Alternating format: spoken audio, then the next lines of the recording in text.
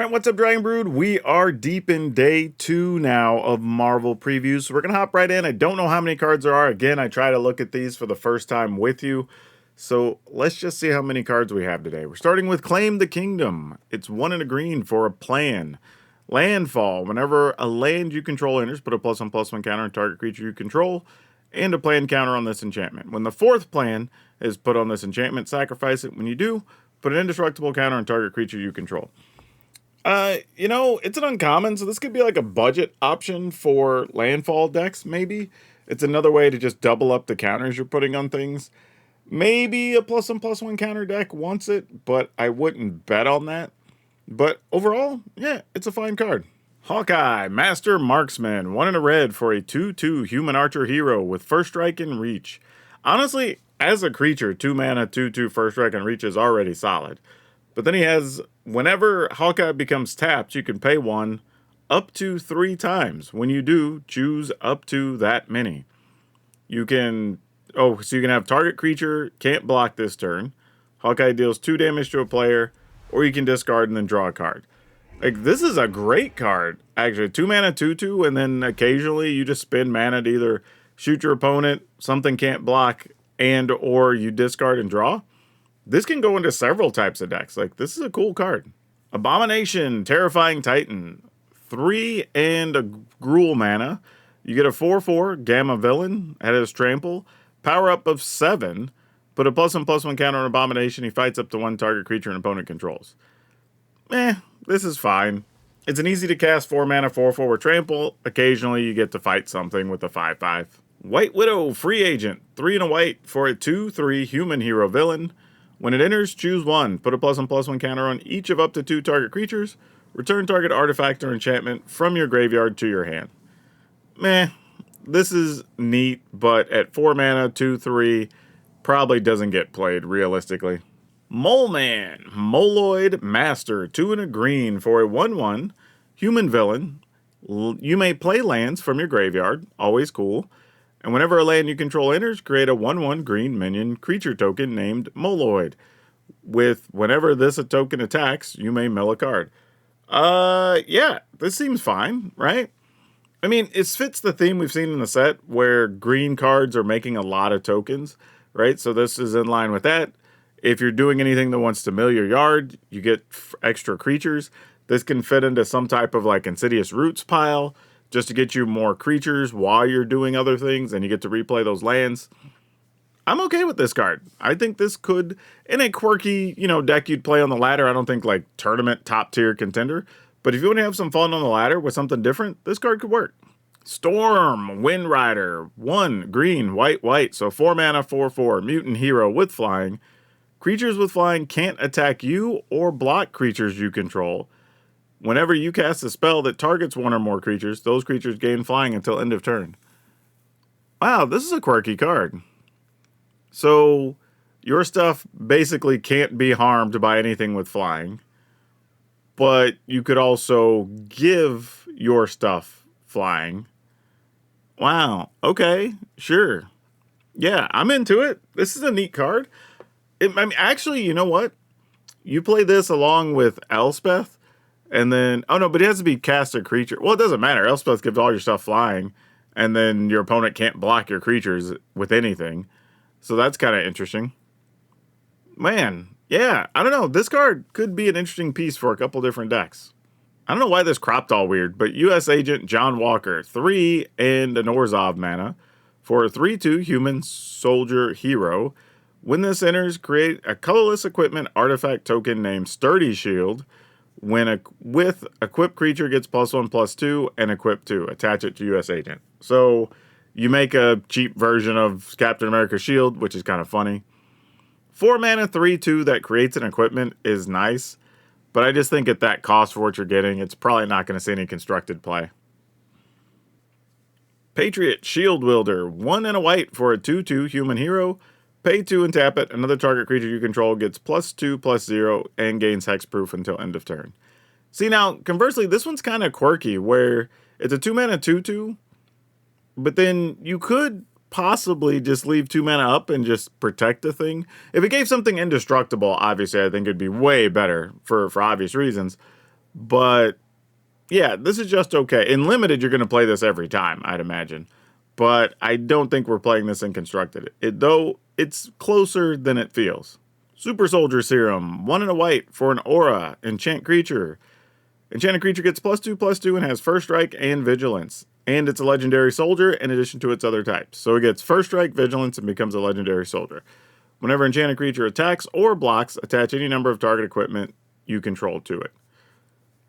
I mean, 2 mana 2/2 to get to get 2/2 first strike vigilance is really good. Like that could be worth playing, honestly.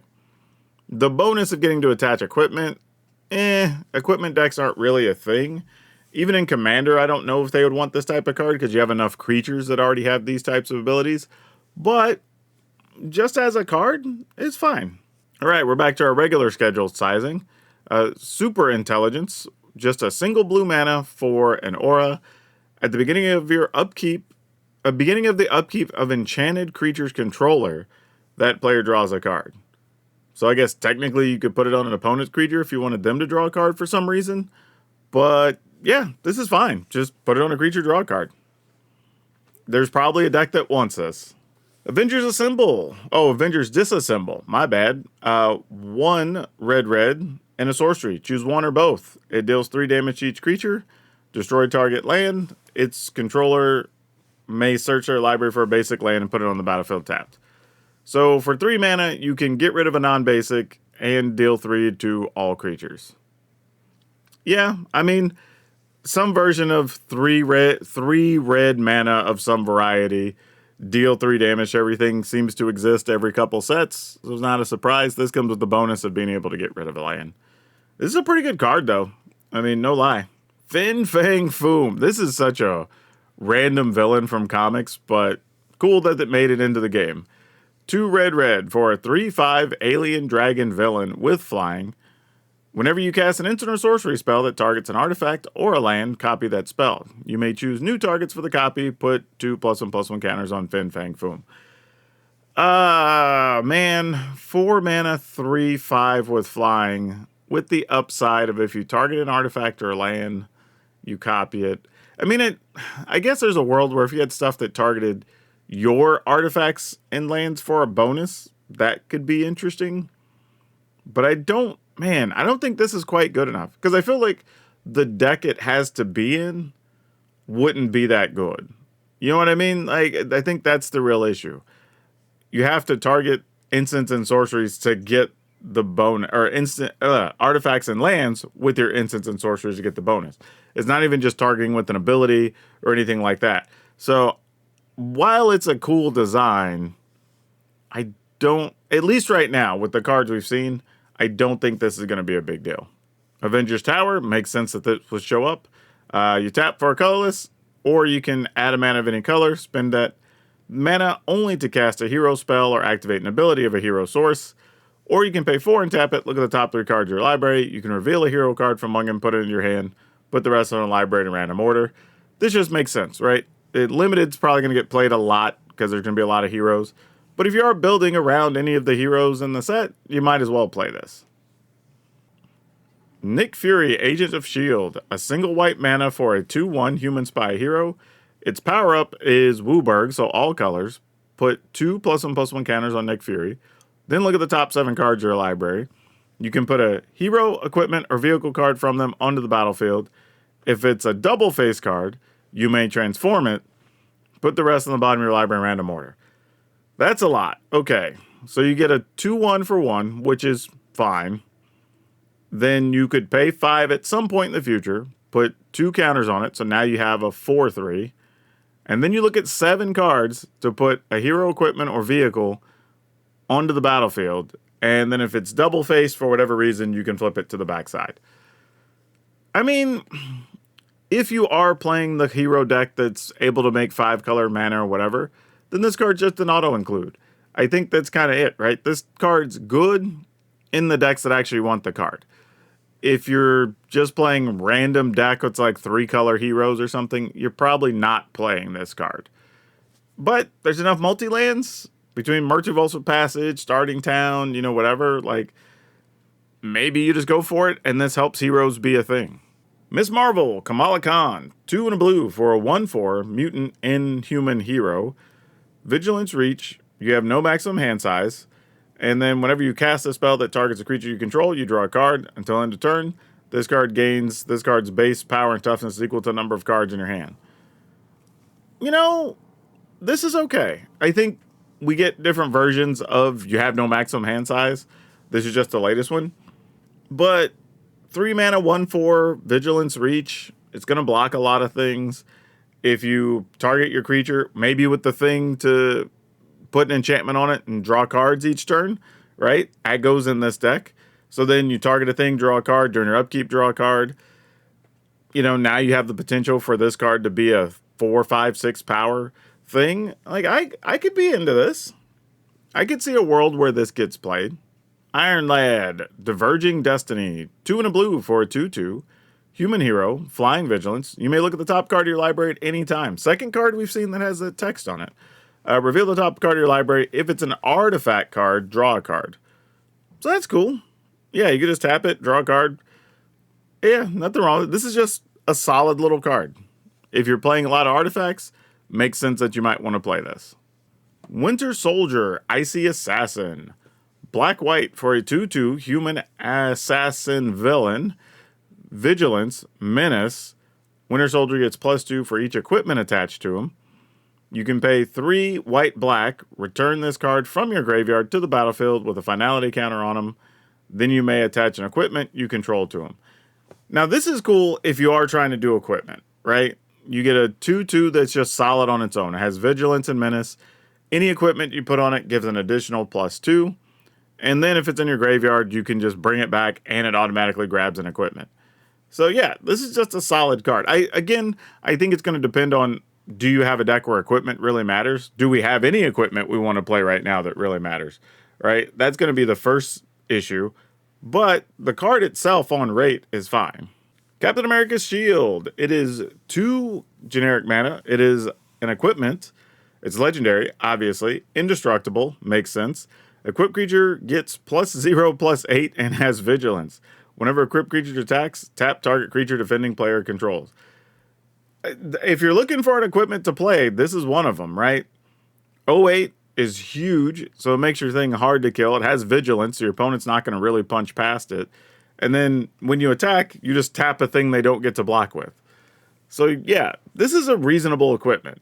Like, mostly only matters if their other decks you're going up against are creature decks, but still solid. We have Superhero Civil War, 3 white, red. Chapter 1, gain control of up to 2 target creatures with total mana value or 6 or less for as long as this remains on the battlefield. So you just get to steal a couple of creatures from your opponent, or 1 big creature. That's actually pretty tough. Chapter 2, creatures you control get +1/+1 and gain Vigilance until end of turn. Chapter 3, target creature you control fights up to 1 other target creature. So you get to steal things from your opponent, or technically I guess you can control your own if you need to target them for some reason. But generally, taking some creatures from your opponent, 1 to 2 I'd imagine. I guess you could take 3 small ones. Oh no, it says up to 2 target creatures. So it can only be up to 2.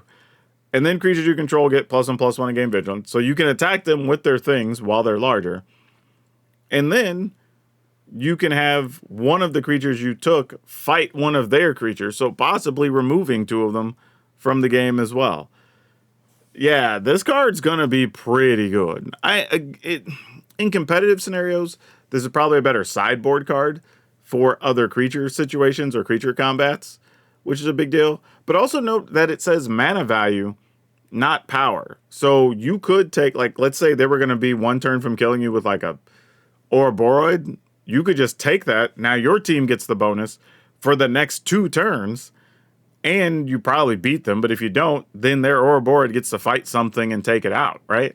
So this seems more than reasonable. I don't remember if we saw this one yesterday or not. I don't think we did. So Hellcat Undying Vigilante. It's green for a 2/2 human hero. It has haste. When it dies, return to the battlefield under its owner's control with the +1/+1 counter on her. She loses all abilities and gains haste. This is fine. I think if you were playing some mono green aggro or maybe red green aggro pile, a 2-mana 2/2 with haste is okay. Not great, it's okay. But the fact that it dies and comes back as a 3/3 and still has haste, it just doesn't have any other abilities, I'm okay with that. You know, like you block and the next turn you still have a 3/3. Like, okay. Like, solid. I don't think you're going to go crazy with it, but it's a cool card. Hercules, Prince of Power. 2 and a green for a 3/3 demigod warrior hero. Power up. It has 4 and a green. Put a +1/+1 counter on Hercules. He gains vigilance, indestructible, and haste until end of turn. Oh, it doesn't even get it permanently. It just gets those things till end of turn. Yeah, this isn't great. I mean, I guess if you just need something to fill the curve in your hero deck or something, 3 mana 3/3 is just meh. And then it still costs. You'd have to wait 2 more turns to pay the 5, and then put a counter on it just to give it the abilities until end of turn. Yeah, this card's not great. Dark Deed, 1 and a black. Instant. Target creature gets -4/-4 till end of turn. Another quality, just 2 mana, instant removal spell in black. Give something -4/-4. This will probably get played a fair amount of time. Crossbones, Malicious Mercenary. 3 and a black for a 3/3 human mercenary villain with Death Touch. Whenever another villain you control enters, put a +1/+1 counter on Crossbones. He deals 2 damage to each opponent. This ability triggers only once each turn. While a 4 mana 3/3 isn't outstanding, it does have Death Touch. And then if you're already playing villains, then it's just dealing 2 to your opponent every time while growing the creature. So I could see like 2 of these being included in some villain deck of some kind. Like, yeah, this has enough value. Luke Cage, Power Ban. 3 and a white for a 2/5 human hero. When Luke Cage attacks alone, he gets +2/+0 and gains indestructible until end of turn. We're probably not playing this. 4 mana 2/5 is not much. And then it has to attack by itself, meaning you have to not want to attack with your other creatures for some reason to just get a 4/5 that's indestructible. Not enough to really justify playing this. Captain Marvel, Spaceborne.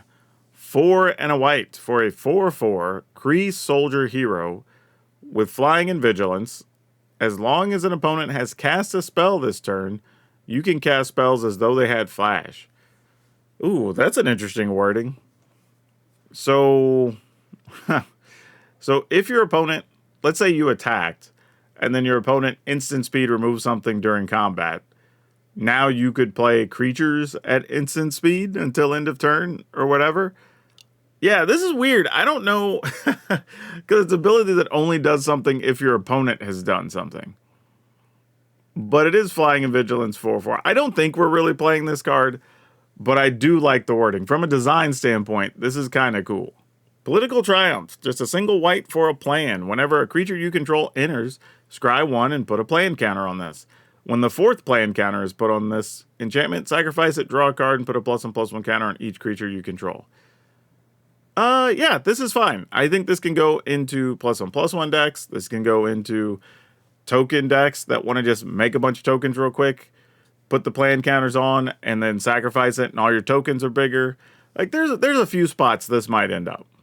Death to our enemies. 2 and a red. It's a plan. Whenever you cast a non-creature spell, create a tapped treasure token and put a plan counter on this enchantment. When the 4th plan counter is put on this enchantment, sacrifice it. When you do, it deals 7 damage divided as you choose among 1 or 2 targets. Could hit your opponent for 7. This one's interesting. Could you play a, let's say, Boros Burn type deck with this in there, right? Like, you're just blasting your opponent, getting treasure, then you fire this off for 7 damage. Like, maybe that's a real thing. I don't know. Robot Domination, 3 and a black. That is a creepy Ultron picture. It's a plan. Whenever 1 or more creatures cards are put into your graveyard from anywhere, you draw a card, lose a life, put a plan counter on this enchantment. Hey, new subscriber, thanks. When the 3rd plan counter is put on this enchantment, sacrifice it and create 3 2/2 colorless robot villain artifact creature tokens. So far, this is the easiest plan we've seen, right? It only needs 3 counters. It just says when stuff goes to your graveyard from anywhere. So you could just mill yourself. You could be doing like the Insidious Roots thing with a bunch of stuff that already wants to exile stuff, or I mean mill stuff. And getting 3 robots is kind of nice if you care about just making more tokens or whatnot. So yeah, this is a solid card. It's 4 mana, so it is a little bit on the slower side for what you want, but it is also the easiest plan to trigger. And it doesn't even say like once each turn or anything like that, so possibly you could fire this all off in the same turn. Pim Particles, a single blue mana, that's a sorcery. Target creature gains vigilance till end of turn and can't be blocked this turn. Draw a card. Alright, that's fine. We've seen enough versions of, 1 blue or 2 blue, creature can't be blocked. This is kind of just the latest in that, but the creature does gain vigilance, which is nice. Agent 13, Sharon Carter, 2 and a white for a 3/2, human spy hero. Whenever a creature you control attacks alone, investigate. I mean, 3/2 for 3 is just average to okay. This attack alone thing just doesn't ever work out. It's hard to be excited about these cards unless they come with a really big ability. And I don't know if just making a, clue is enough. Baron Strucker, Hydra Overlord, 2 and a black for a 2/2 human villain. Villain spells you cast cost 1 less to cast. Whenever another villain you control enters, you may have it connive. Do this once each turn. Yeah, this is fine. 3 mana, 2/2, but it makes all your villains cost less. And then you just get a bonus that everything gets to draw and discard, possibly get a counter every turn. Right? Like, that seems good. I would play this. This is an Ultron, I think, in German. So, I'm going to have to look up the translation real quick on this one. Alright, so what we found is this. We have Ultron Artificial Malevolence. It's 3 generic mana for a 2/4. Our legendary artifact creature, obviously. Robot villain. Whenever another non-token artifact you control enters, you may pay 2 colorless. If you do, create a token that's a copy of it. If the token isn't a creature, it becomes a 2/2 robot villain creature in addition to its other types. So there's a lot going on here. Let's say you make generic artifact whatever, right? It enters the battlefield. Or actually, when you cast it, you pay 2 more. So let's say you're making, I don't know, one of the tome that lets you tap and survey or scry or whatever, right? So you have your tome for 2 mana. You pay another 2, so you paid 4 mana. You now have the regular one and the token version that's also a 2/2 robot villain. Kind of quirky, but the fact that you could just end up with a lot of actual creatures and a lot of extra artifacts, this could just go into a bunch of decks that just care about playing artifacts, right? Now you just get duplicates of everything, which means if they have any big abilities, like some of the stuff we saw from, say, like Ninja Turtles or whatever, there's quite a few artifacts there that have some real big, powerful things that if you could have 2 or 3 copies of them, could be strong. Also, Ultron by itself, a good way to recover from a sweeper, right? That's another thing. So yeah, this card might be all right. Doc Samson, Super Psychiatrist, 4 and a green for 3/6, Gamma Doctor Hero.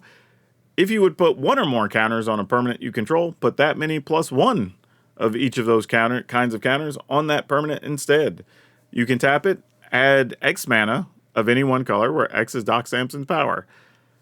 Pretty much, if you play any type of +1/+1 counters, anything like that, like those decks like these types of cards.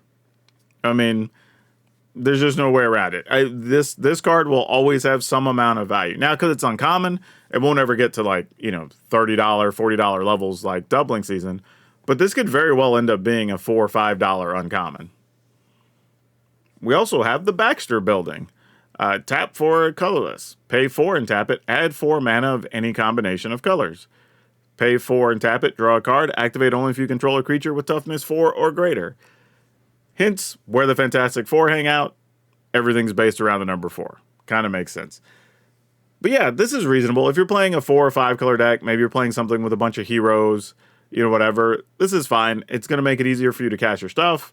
It can draw you cards. It's costly to draw the card. It's 4 mana, but it is a way to just draw cards, So yeah, I'm into this. There's uses for this card, and it's uncommon. I feel like we have to be getting to the end soon. Reptile Dinomorpher, 1 green, just a single green mana for a 1/2 human hero. You can pay 3 until end of turn. Reptile becomes a dinosaur hero with base power and toughness 3/5 and gains vigilance and reach. That's cool. Or you can pay 6 until in their turn it becomes a dinosaur hero with base power and toughness 6/6 and gains trample. 1 mana, 1/3, but then you pay 3 to turn it into a 3/5. You know, I kind of like this in limited. I would definitely play it because it's something to do early and something to do late, which is always nice. Not sure we're going to play this in constructed just because saving 3 mana or 6 mana to do the thing isn't really worth it. Shield, flying card, 2 and a blue for a 3/3, flash flying.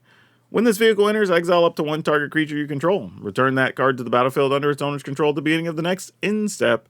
It has a crew of 1. Yeah, this actually seems reasonable. You can use it to protect a creature if you wanted to. Say like a board's going to get swept. You can exile the thing, lose all your other stuff, the creature comes back, so you have that and the vehicle, which is kind of nice. You can also have a surprise flying blocker, potentially. Like, there's a lot of cool stuff you could do with this. I think this card's, I don't know if I'd say really playable, but I can at least understand some uses for this. The Ruinous Wrecking Crew, X black red. It's a legendary human villain. When it enters, it enters with X +1/+1 counters on it. When this crew enters, choose up to X. Discard a card, then draw a card. Target opponent loses 2 life. Destroy target token. Each player sacrifices a creature of their choice. This is wild. So, at base, it's a 2 mana 2/2 if you pay nothing else. But then, let's say you pay 6, right? 4 red-black. So it enters as a 6/6, and then you still get to choose those 4 options or some combination of them 4 times. So you could draw and discard 4 times. You could just hit your opponent for 8. You could destroy a bunch of tokens. Or you can have everybody sacrifice 4 creatures, basically. This has to be playable, right? Right? Because if I'm playing any type of aggro situation, then I kind of just want to play this card, I think. I don't know. And it scales well later in the game. Yeah, I'm for this. This feels a bit surprising. Origin of the Avengers, 1 and a white. Chapter 1, you get to scry 2. Chapter 2, you may put a hero card with mana value 3 or less from your hand onto the battlefield. If you do, you draw a card. Chapter 3, put a +1/+1 counter on each creature you control. Yeah, I think, again, if you're doing the hero deck, there's very little reason to not play this, right? You just get to scry 2, you get to put a free card on the battlefield, and then you just get to pump your team. Yeah, this is fine. Oh, and then one we didn't see yesterday, Human Torch, Johnny Storm, 2 and a red for a 2/2 human hero with flying. Whenever you draw a card, if you control another hero, Human Torch deals 1 damage to target opponent. So just every turn you get to ping your opponent at a minimum, even if you're not drawing extra. Then it has a power up of 7, put 3 +1/+1 counters on it. I don't know how often you'll put the 3 counters, but just getting to ping your opponent every turn is kind of nice. Like, don't hate that. So yeah, I dig that how it interacts with the other Fantastic Four, but just pinging your opponent's solid on its own. All right, I feel like we survived today and got through all those cards. This set's actually starting to shape up pretty cool, and there's a lot of sub-themes we're seeing, right? Where you're making tokens, you're putting counters. Sometimes you might just be playing heroes or villains. So there's a lot of themes we're going to be able to build around, while also just having some cool pieces for other decks. So I'm not really sure where I'm going to go with this just yet, but day 2 definitely brought a lot of sweet cards. But yeah, I don't know. Were you excited about anything we talked about today? Does anything make sense? Do any of your favorite characters feel like they got robbed? I'm sure some people are going to have some feelings. But that's all of you for now. We'll see you next time.